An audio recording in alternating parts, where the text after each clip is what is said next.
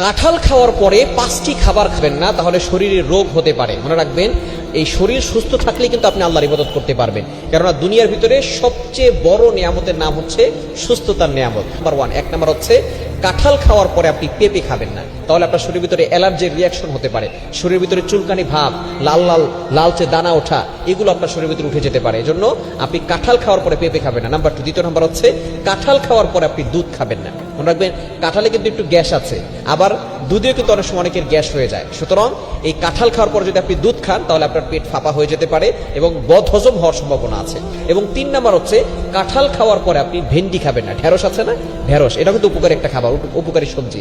আপনি কাঁঠাল খাওয়ার সাথে সাথে যদি আপনার ঢেঁড়স খান, তাহলে কিন্তু আপনার শরীরে ব্যথা হতে পারে। এ বিষয়ে অবশ্যই আপনি সতর্ক থাকবেন। এবং 4 নাম্বার হচ্ছে সবচেয়ে ইম্পর্টেন্ট, কাঁঠাল খাওয়ার পরে আপনি পান খাবেন না।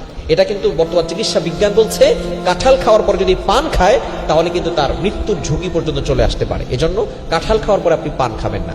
এবং 5 নাম্বার হচ্ছে কাঁঠাল খাওয়ার পরে মধু খাবেন না, কারণ মধু আপনার শরীরটাকে গরম করে ফেলবে।